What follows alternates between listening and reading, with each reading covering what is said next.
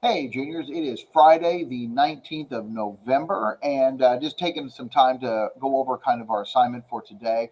I know it's been a while since we made some videos for you, but over the past couple of weeks, we've been kind of just doing some review. I've been hitting some old ground, just trying to kind of reinforce some things. We haven't been doing anything really new lately, but I wanted to go over the information for today because this is a learning check, and this tries to pull all those pieces together that we've been kind of refreshing over for the last couple of weeks, last few classes. So first off, what we have been looking at is characterization, theme development, and irony. And so let's just do a quick review of irony to start with. Irony is where what you get is in direct contrast to what you expected or what you anticipated or what you think it means. So there's a contrast there. And a lot of times that's done by the author to really make some commentary or to kind of drive that plot a little bit. There's three types of irony. One is verbal irony. You're probably very familiar with that. It's sarcasm.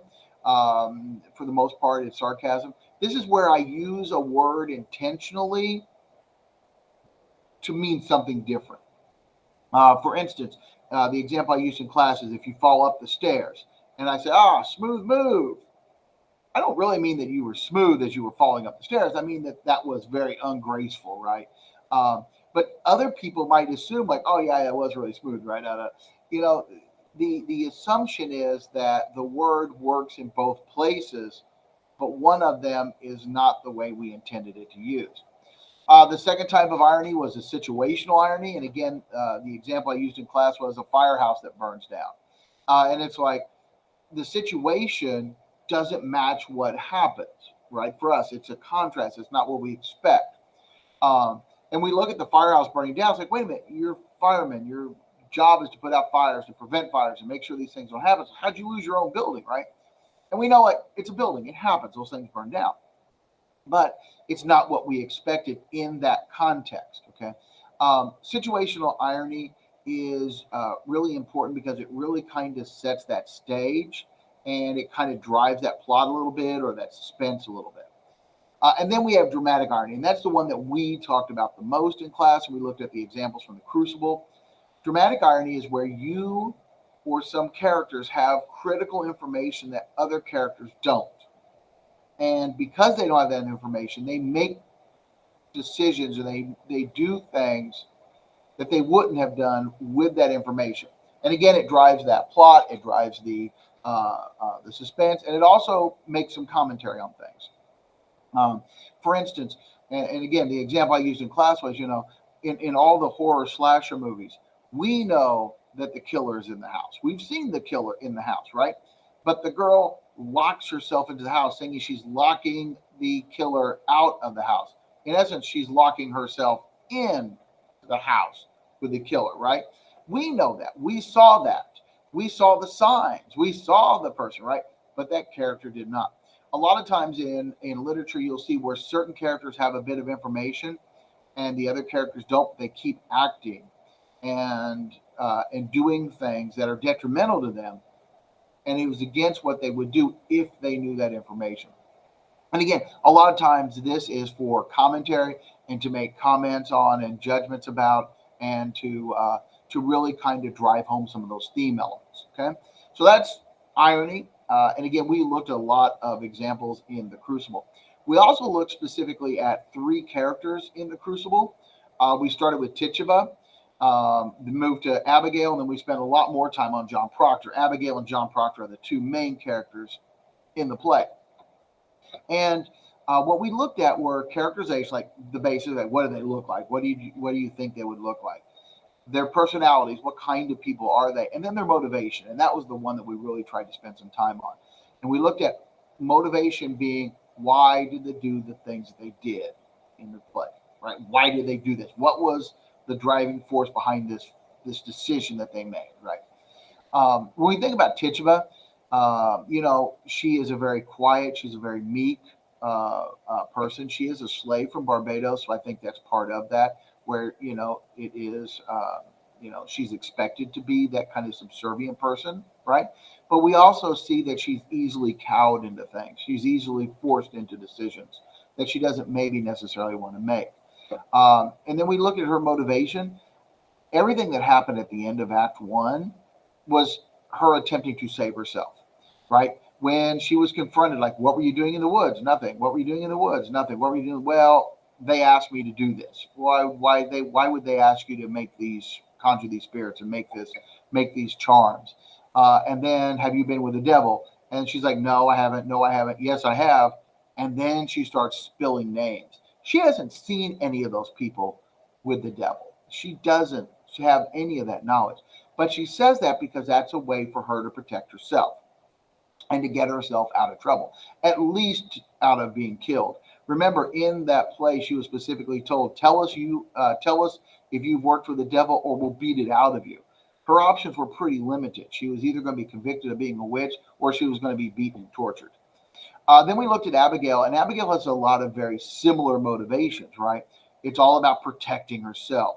She is a controlling woman. She is a manipulator. Has flashes of anger. We see her have wild swings of personalities from very sweet and innocent looking to manic. She slaps Betty around. She threatens John Proctor. She was out in the woods trying to create a charm to kill John Proctor's wife. So we know that she's very physical and very violent. And she even threatens the girls that if they tell what was going on, she would kill them in the middle of the night with as she said, bring a sharp reckoning to them that will shudder their lives. Her motivations start with that self-preservation, right? That is where she starts. But also, I think there's a lot of jealousy in there, and then there's a lot of pent-up anger and rage. And I would not be so against saying that she has some sort of psychotic drive that she wants to be in control. She wants to have that control of everything.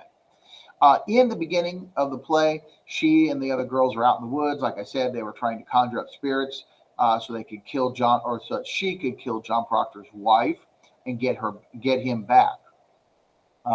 When they get caught, she starts by denying. But then she very quickly sees the opportunity to throw Tituba under the bus. Tituba made me do this. Tituba made me drink blood. Tituba wanted to do this. That turns into her naming names right after Tituba did, because she sees how Tituba starts to get elevated. She starts to get some respect, and Abby wants some of that same respect. So she starts saying the same things. I saw her with the devil. I saw her with the devil. I saw her with the devil. That creates the situation in which she starts to be elevated, right? And again, it's control. She now has power over these people, and the other girls join in with her.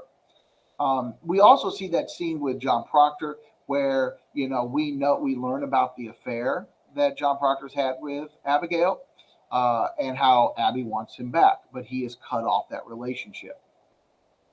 And then we see John Proctor, and we spent the most time with John Proctor.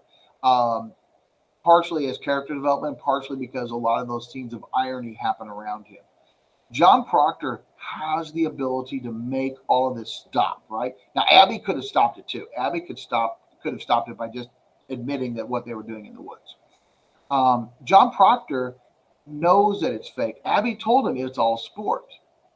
But John Proctor is very reluctant to go to court and say that because he doesn't want to be drug out as an adulterer.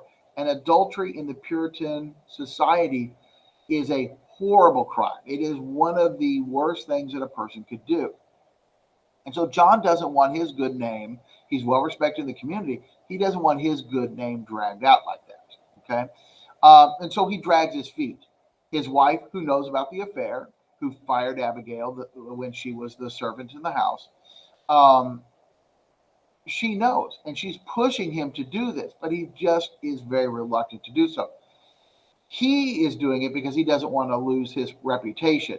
She thinks that he's not doing it because he still thinks about her, still sweet on her. And again, that's that kind of irony, right? Later, Abigail does charge witchery on Elizabeth Proctor, John Proctor's wife. And the evidence was a doll that Mary Walcott had sewn for Elizabeth while she was sitting in court. Abby sees that, knows that it's going home, knows there's a needle stuck in it. She fakes being stabbed by a needle. She actually sticks a needle into her, right? And and claims that Elizabeth sent her spirit out to do that to her. And you know, that shows a lot about Abigail, how desperate she is, right? Elizabeth Warren is arrested. John Proctor goes to court to save her. And this crazy line when the judge says, "Did you know your wife is pregnant? We'll save her until she has the kid." And then he goes, "Did you know anything about this?" And he goes, "No, but if she says she's pregnant, she is pregnant. She will never lie." John then, trying to discredit Abigail, admits to the affair and says, "Yes, we know each other. We've known each other." And he admits to this. Now, Abigail tries to say, "No, don't listen to him. He's lying," which is what she wanted, right? She wanted him back. She wanted him to say, "I want in this relationship." And when he admits that he had the relationship, she's trying to deny it because it's going to tear her down. So then he's put to the test. They take John on one side of the room, they put Abby on the other side of the room, and they bring in the wife and says, "Look at me, don't look at anybody else, look at me, the judge. Did your husband have an affair with Abigail?" And she denies it. She says, "No, he's a good man." She says that to save him. She knows that if he is found to be an adulterer, it's going to be very bad for him. He's going to be punished or whatever. She says no, she lies to save him. But John has already said she would never lie. And of course, they believe her. They take her off. They arrest John. This is really the beginning of the end. This is where everything starts really falling apart. Okay. At the end of the play, Elizabeth Proctor goes to John and says, "Hey, would you, what would you do? Would you admit to this or not?" John Proctor is kind of leaning toward admitting to being a witch to save himself so he can be there for his kids and his wife. But then when he finally gets to it, he refuses to do that because he's like, all these other people have stuck to their morals. They have not lied to save themselves. They stuck up for themselves, and they're being punished. And John's like, "I can't do that to them. I can't put their good name down like that." And so he, in the end, does not admit to being a witch, and he is hung at the very end of the play. His motivations obviously are self-preservation. He wants to save his own good name, right? But then it becomes pride, and it becomes like, I have to do the right thing. I have to be that moral pillar. I have to be the one that stands up against this, even though it costs him his life. He feels he has to be that person, and that's one of the big motivations for him. So what we're going to do is we're going to look at. Let me go ahead and pull it up for us here. What we are going to do is we are going to be looking at the themes of this by taking all those pieces that we've just looked at. We're going to try to determine what is a lesson to be learned, right? What is a theme that comes up?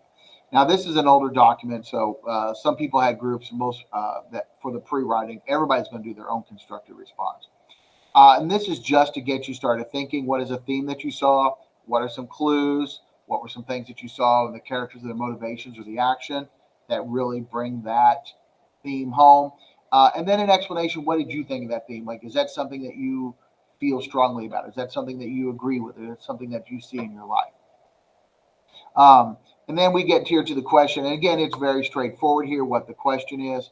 The characters are often quick to allow their own personal motivations to drive their action and push others to act as well.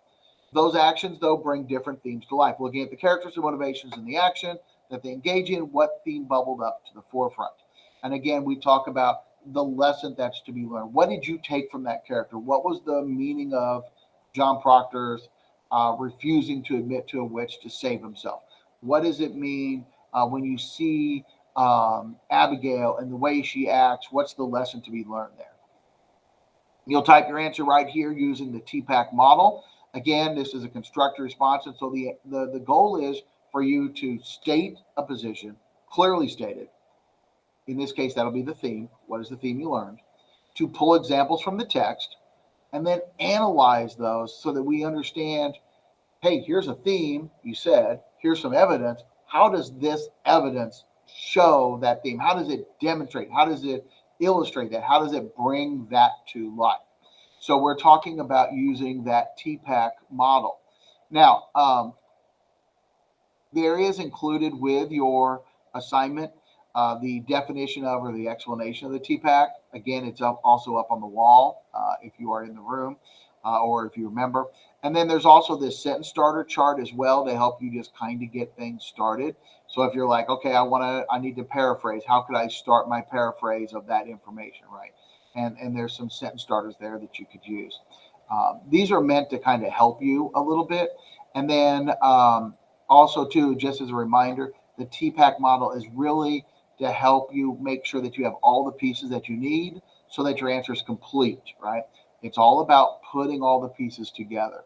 We need to see you state a theme, provide evidence, and then explain how that proves your point, okay? Um, Again, like we've said before, if you have any questions at all, you need to be reaching out to either me or Ms. McGuire so that we can give you the assistance you need and help you be more successful. This assignment today is a learning check, and it will go on to or into RDS as a learning check. It's in that 50% category. Okay. Good luck. Let us know if you need any help.